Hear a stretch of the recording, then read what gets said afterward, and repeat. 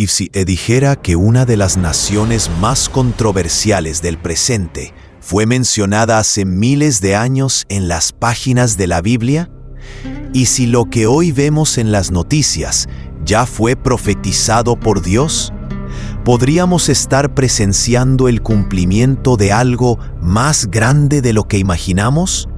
Irán, tierra de imperios, profecías y conflictos. Hoy el mundo lo mira con temor y tensión.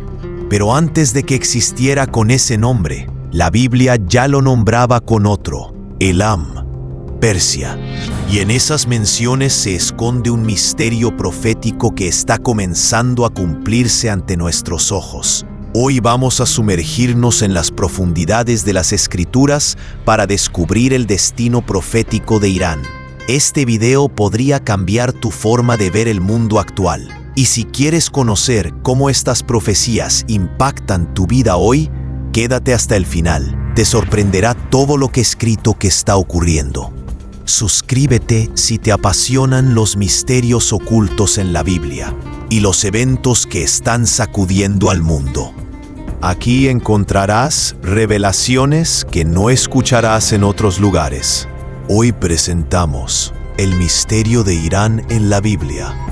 Irán no siempre fue Irán. En los textos bíblicos, su nombre no se pronuncia como lo conocemos hoy. Lo que llamamos Irán era, en tiempos antiguos, el majestuoso imperio persa, no un simple reino, no un grupo de tribus, sino una superpotencia de su época, un imperio que extendía sus brazos desde el Golfo Pérsico hasta el corazón de la India, del norte de África hasta las puertas de Grecia. En la Biblia, Persia no solo aparece mencionada. Persia entra en escena como un protagonista inesperado del plan divino. Allí está Ciro, su rey, un hombre que a los ojos del mundo era pagano, conquistador, implacable, pero a los ojos de Dios era ungido. Isaías 45 lo llama por su nombre. Más de un siglo y medio antes de que naciera, Dios lo escogió, le dio poder, le entregó naciones. ¿Por qué? Porque debía cumplir una misión: libertar al pueblo de Israel del cautiverio babilónico. Un rey que no conocía a Jehová, obedeciendo sin saberlo la voz del cielo. Ciro permitió la reconstrucción del templo, devolvió los utensilios sagrados, restauró la esperanza. Persia en ese momento fue aliada de Dios, herramienta en su mano, cimiento para una nueva etapa en la historia del pueblo escogido. Pero, ¿qué pasó después?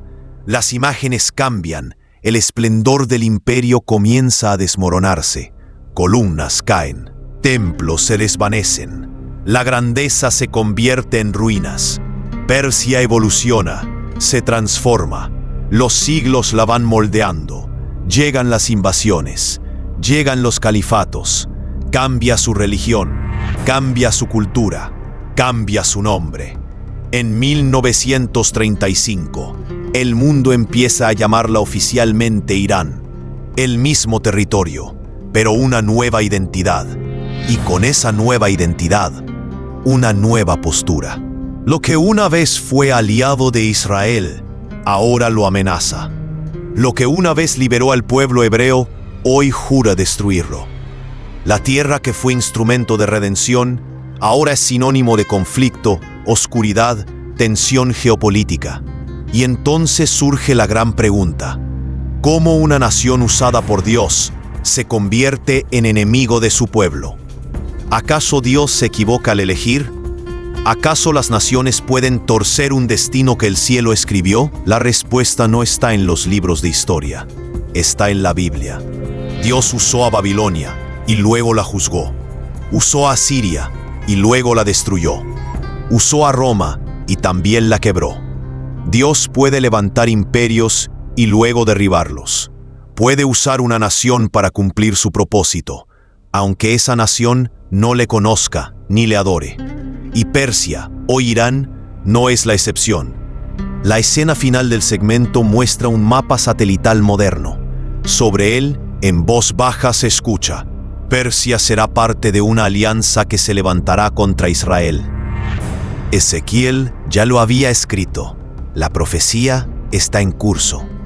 Pero antes de continuar, pregúntate esto. ¿Puede una nación que alguna vez fue usada por Dios resistirse a su voluntad final? ¿Y si Irán, aunque parezca enemigo, sigue siendo pieza del rompecabezas divino? Tal vez la historia de Persia aún no ha terminado. Daniel y el primer aviso profético. Imagina esta escena. Daniel, el profeta que había sobrevivido a leones, imperios y exilios, cae de rodillas, agotado por el ayuno, por la intercesión, por el clamor. Durante 21 días ha estado buscando respuestas, luchando no con espadas, sino con oración. Silencio, cielo cerrado, ninguna señal, hasta que finalmente el velo invisible se rasga y un mensajero celestial aparece. Su rostro brilla como un relámpago, sus ojos arden como fuego, su voz retumba como un ejército en marcha, y sus primeras palabras no son de paz, son de guerra. El príncipe del reino de Persia se me opuso durante 21 días, pero ese príncipe no era un rey humano, no era Darío ni Ciro, era otra cosa, un ser, un principado, una inteligencia espiritual que gobernaba desde las alturas, que influía en decisiones políticas, en decretos, en guerras, en reinos. Daniel, sin quererlo, había abierto una batalla en otra dimensión. Una guerra que no se peleaba con ejércitos humanos, sino con ángeles y potestades. Ese instante lo cambia todo, porque revela una verdad escalofriante. Detrás de los tronos, detrás de las banderas, detrás de los discursos, hay otra agenda. Una agenda espiritual. Persia, lo entendemos entonces, no era solo un imperio terrenal.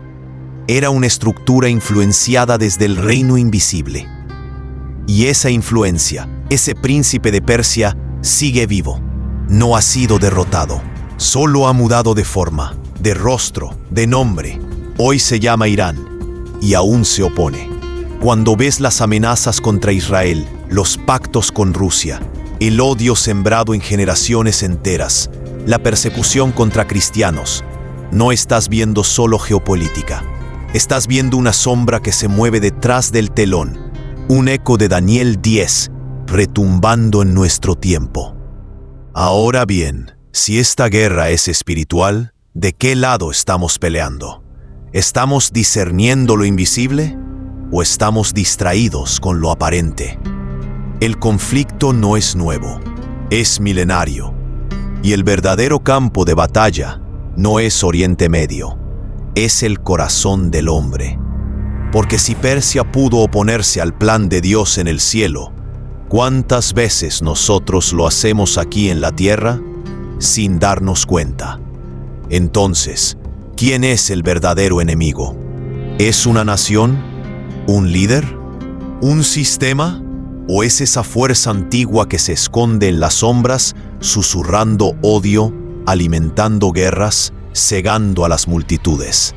Y lo más perturbador, si Persia fue capaz de resistir a un ángel enviado por Dios, ¿qué crees que puede hacer contra una generación dormida?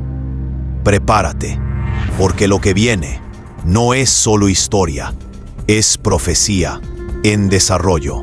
¿Estás viendo las noticias o estás discerniendo las señales? Ezequiel 38. Persia, Rusia y el futuro conflicto global.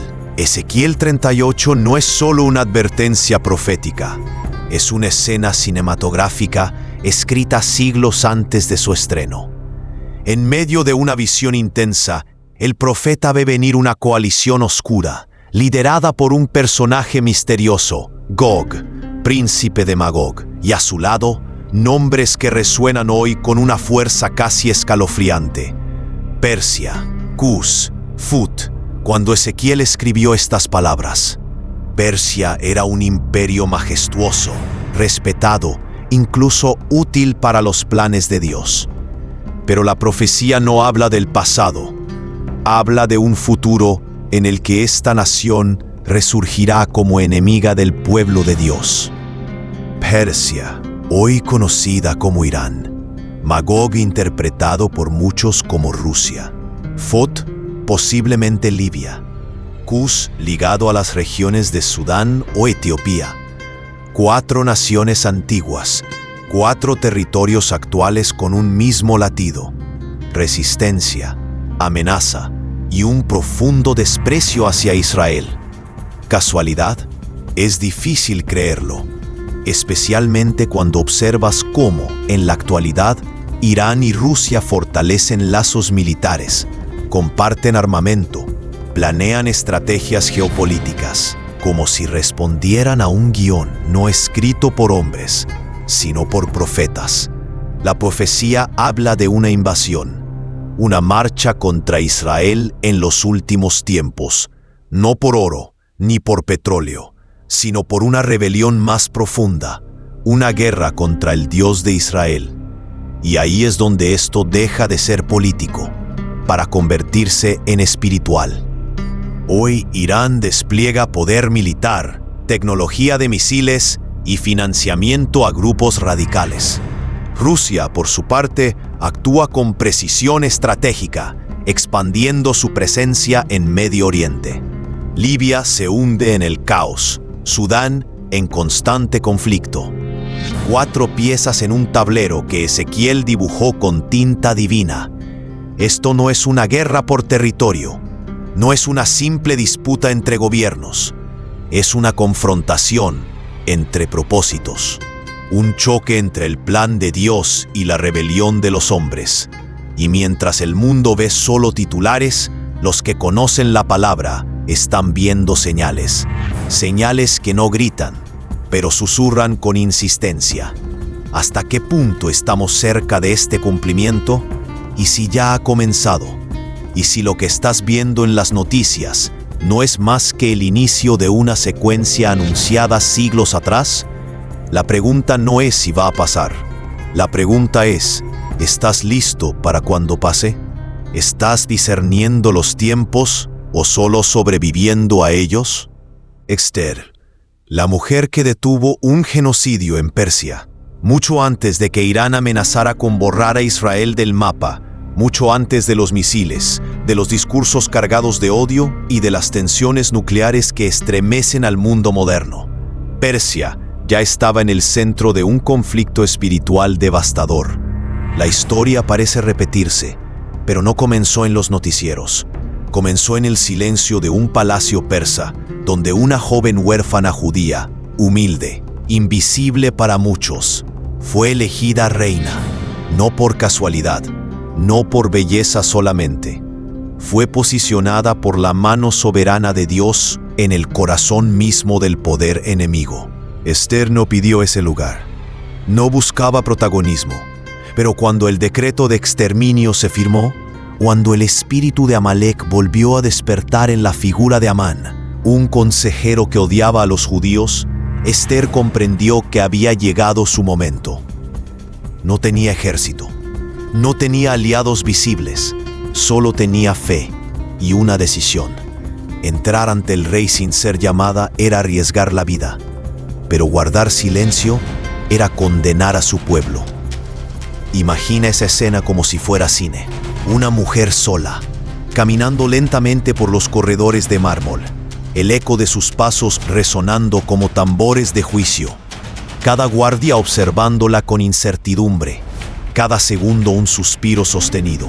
El gran salón se abre, al fondo el trono.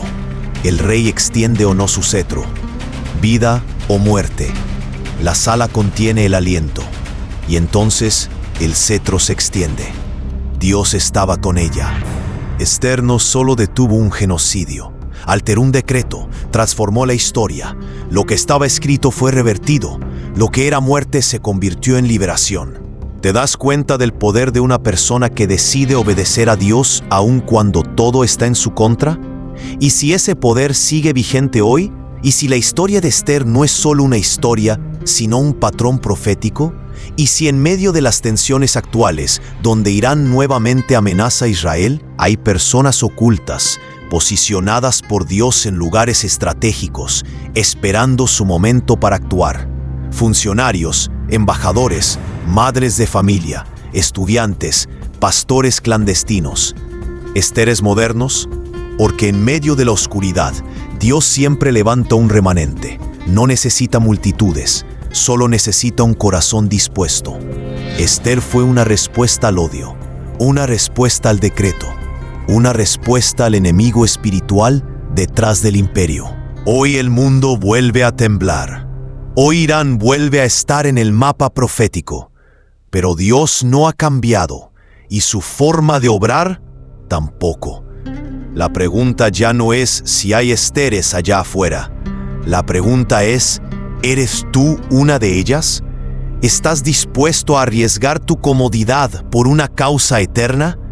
¿Guardarás silencio o te atreverás a entrar al palacio? Porque tal vez, solo tal vez, fuiste llamado para este tiempo, para este caos, para esta hora, para esta historia. La historia moderna de Irán, del imperio al islamismo. Persia, cuna de imperios, de sabiduría ancestral y de reyes que una vez fueron instrumentos en manos del Dios de Israel. Pero con el paso del tiempo, la gloria antigua de Persia comenzó a desvanecerse. Algo cambió, algo oscuro se infiltró en sus raíces. Corre el siglo VII. En el horizonte del desierto, una nueva fuerza comienza a levantar polvo. Desde la península arábiga, un nuevo credo emerge con fuerza conquistadora: el Islam. Mahoma ha muerto, pero su mensaje arde como fuego en los corazones de sus seguidores. Los ejércitos musulmanes cruzan fronteras, y en el año 651, el último rey sasánida cae. Persia, otrora bastión del zoroastrismo, se rinde. La espada del Islam conquista el corazón de un imperio, y la antigua Persia muere, para nacer siglos después como Irán. Pero la transición no fue solo política, fue espiritual. El fuego sagrado de Zaratustra se apaga lentamente. Las torres del silencio quedan en ruinas, y en su lugar se erigen mezquitas. La media luna reemplaza al Farabajar. Las escrituras avésticas son olvidadas, y el Corán toma su lugar. Con el paso de los siglos, Irán se convierte en uno de los centros más poderosos del Islam chiita. Mientras el resto del mundo musulmán sigue la rama sunita, Irán levanta la bandera de un Islam más rígido, más místico, más martirial. Un Islam que desde su misma raíz lleva dentro una visión apocalíptica y mesiánica. Pero eso solo fue el inicio. Años más tarde, la modernidad golpea las puertas de Oriente Medio, y la tensión entre lo espiritual y lo secular estalla. 1953, un nombre resuena: Mohammad Mossadegh, primer ministro de Irán. Nacionaliza el petróleo, desafía los intereses de Occidente, pero Estados Unidos y Reino Unido no lo permiten. En la sombra, urden un plan. El golpe es ejecutado, Mossadegh cae. El Shah Mohammad Reza Pahlavi toma el control con apoyo occidental. Occidente celebra, pero el pueblo no olvida. Los años pasan. El modernismo del Shah llena las ciudades de lujo, pero vacía el alma de las aldeas. La pobreza, la represión, la corrupción, y una voz que comienza a levantarse desde el exilio: el ayatolá Ruhollah Khomeini. 1979. Las calles de Teherán arden. El pueblo se levanta. El Shah huye. Y la revolución islámica triunfa. Irán cambia para siempre. Una teocracia nace. Un sistema religioso político gobernado no por un rey, sino por un clérigo. El Islam ya no es solo fe, es poder, es ley, es control absoluto. La bandera cambia, la constitución cambia, el enemigo cambia. Israel, Estados Unidos, Arabia Saudita, todos se convierten en blancos ideológicos. Desde entonces, Irán no ha parado. Apoya a Hezbollah en el Líbano, financia a Hamas, se infiltra en Siria, Irak, Yemen. Sus huellas están en cada conflicto. pero no como antes, desde lo visible.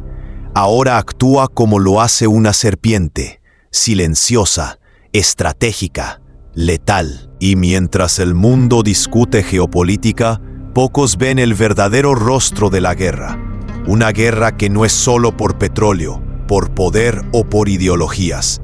Es una guerra por las almas, una guerra espiritual, una guerra que según la Biblia ya fue escrita mucho antes de que comenzara. Y entonces la pregunta quema el alma. ¿Fue Irán transformado por la historia o fue moldeado por fuerzas que no se ven? ¿Qué destino tiene una nación que una vez fue aliada de Dios y ahora se levanta contra su pueblo? La historia aún no termina y lo peor, según la profecía, aún está por venir. ¿Estás preparado para lo que sigue? El surgimiento del Corán. En la Arabia del siglo VII, es el año 610 después de Cristo. La Meca está llena de ídolos. Las tribus adoran piedras, madera, estrellas. Pero él dice haber sido llamado por algo más grande. Un mercader analfabeto recibe una serie de revelaciones divinas que sus seguidores memorizan y transcriben en fragmentos, dando origen a uno de los libros más influyentes de la historia.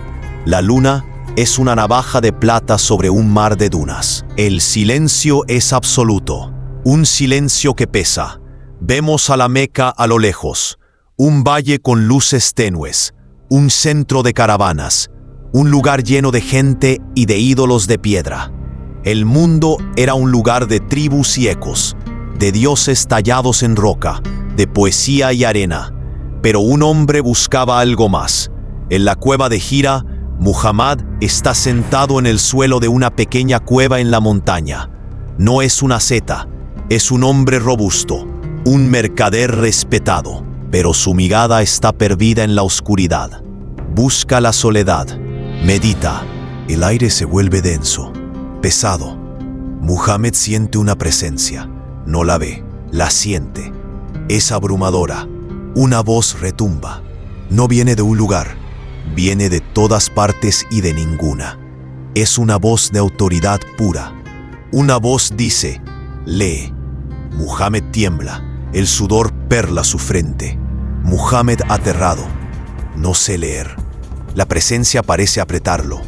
Una fuerza invisible lo comprime. Lee, lee. Muhammad no sé leer. La fuerza se vuelve insoportable. Muhammad siente que sus huesos van a romperse. Y por tercera vez, y nuevamente, lee, en el nombre de tu Señor que todo lo creó. Creó al hombre de un coágulo. Lee que tu Señor es el más generoso, el que enseñó por medio del cálamo. Enseñó al hombre lo que no sabía. Las palabras no son solo sonido, son luz. Son significado puro que se vierte directamente en su alma. Muhammad se desploma, jadeando, transformado para siempre. Muhammad irrumpe en su humilde casa, tiembla violentamente. Su esposa Khadija lo ve, corre hacia él, lo cubre con un manto. Muhammad, cúbreme, cúbreme. Ella lo abraza, siente su miedo, pero en sus ojos ve algo más. No es locura, es sobrecogimiento. Khadija, un hombre bueno como tú, que ayuda al pobre y honra al huésped, no es engañado por fuerzas oscuras. Lo que ha sentido es la verdad. Sus palabras son la primera ancla, la primera confirmación. Allí comienza todo. No con una pluma, no con un ejército, con una voz. Una serie de versos que con el tiempo se memorizarán, se recitarán, se repetirán durante años, una y otra vez, como si fueran fuego en los labios de quienes los creen. Durante 23 años, Muhammad afirma recibir revelaciones, en mercados, en batallas, en momentos de paz y de guerra. Sus seguidores las memorizan. Algunos las escriben en huesos, hojas de palma, trozos de cuero.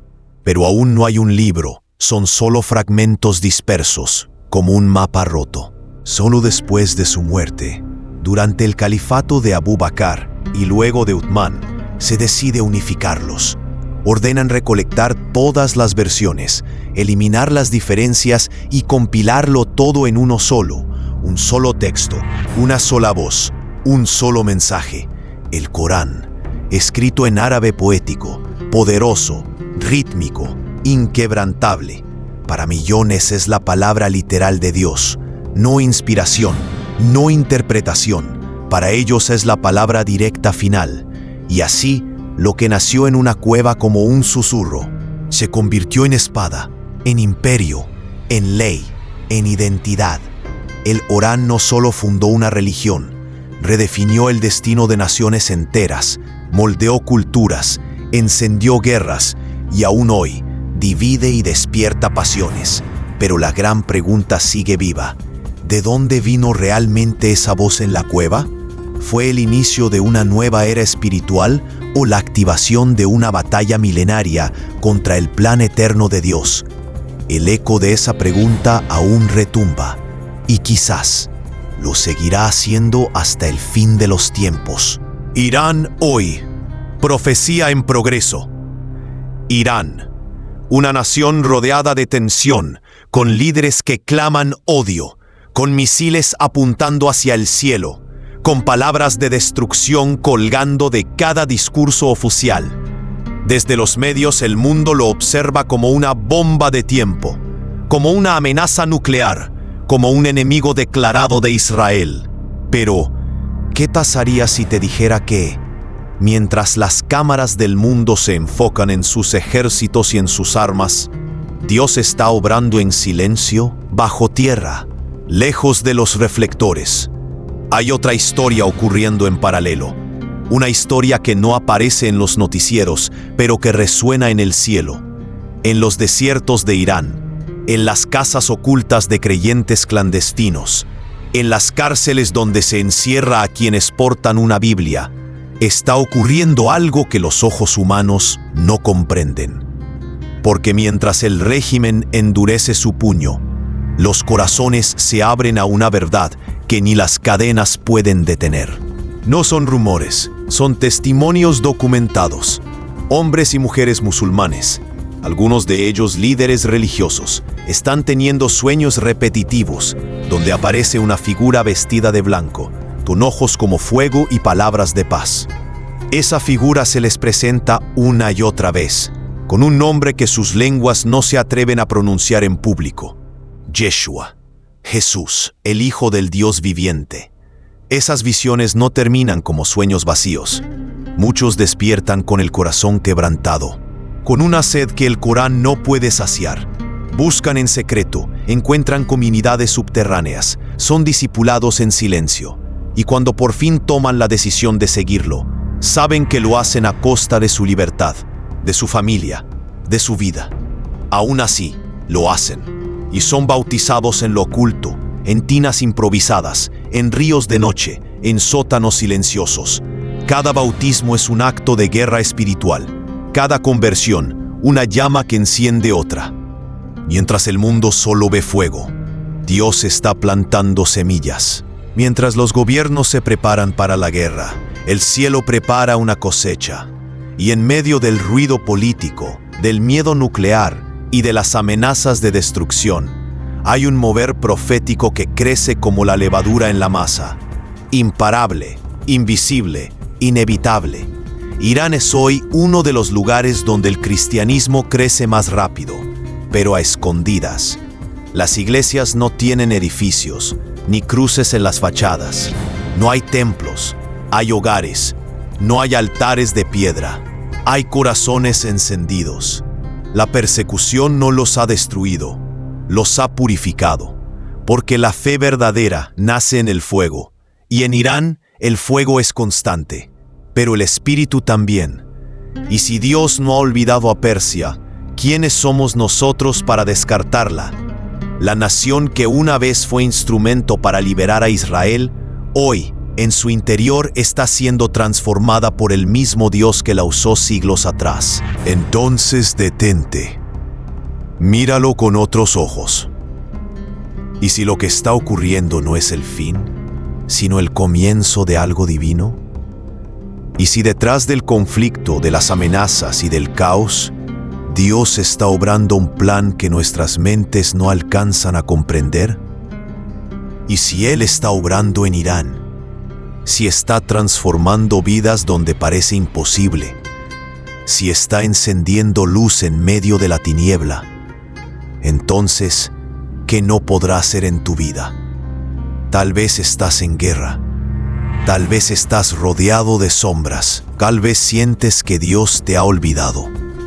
Pero si en Irán, una nación cerrada, oscura y perseguida, el Espíritu se está moviendo con poder, entonces en tu dolor, en tu tormenta, en tu oscuridad, Él también puede levantar algo nuevo. Porque donde abundó el pecado, sobreabundó la gracia. Y donde el hombre ve muerte, Dios ve oportunidad para resurrección. ¿Podría el avivamiento más grande nacer del lugar más improbable del mundo? ¿Y podría tu mayor milagro nacer justo en medio de tu peor batalla? El cielo ya está respondiendo. La pregunta es, ¿estás tú escuchando? Hoy vimos cómo Irán, antiguo imperio persa, no es ajeno a la Biblia. Fue usado por Dios, fue contaminado por la guerra espiritual, y ahora, según Ezequiel, formará parte de los eventos finales. Pero también es un campo de avivamiento silencioso. Dios no ha terminado con Persia, y tampoco ha terminado contigo. Así como Esther fue colocada para un tiempo como este, tú también estás aquí, hoy, escuchando este mensaje. Por una razón, no ignores las señales, no subestimes las escrituras. La palabra del Señor nunca pasa de moda. Solo falta que abras los ojos y decidas de qué lado de la historia vas a estar. Dime en los comentarios, ¿crees que estamos viendo el cumplimiento de las profecías en nuestra generación? ¿Qué opinas sobre el papel de Irán en los tiempos finales? Comparte este video con alguien que necesita ver el mundo desde la perspectiva bíblica. Y si aún no lo has hecho, suscríbete y activa la campanita. Aquí descubrirás lo que otros no te cuentan, desde la verdad eterna de la palabra de Dios. Que el Señor te dé discernimiento en tiempos de confusión, valor en tiempos de temor y fe en medio de las sombras. El fin no es motivo de miedo, sino de preparación. Y recuerda, todo lo que fue escrito está comenzando a cumplirse. Irán no es un enemigo sin rostro, es una nación con un pasado glorioso, un presente conflictivo y un futuro profético. Dios la usó una vez para bendecir a su pueblo, y aunque ahora parezca aliada del caos, las Escrituras revelan que Él aún tiene planes para ella. Detrás de cada guerra y cada ideología hay una batalla invisible, una guerra espiritual. Lo que ocurre con Irán no es casualidad, es parte del plan divino que se está cumpliendo ante nuestros ojos. Bendiciones.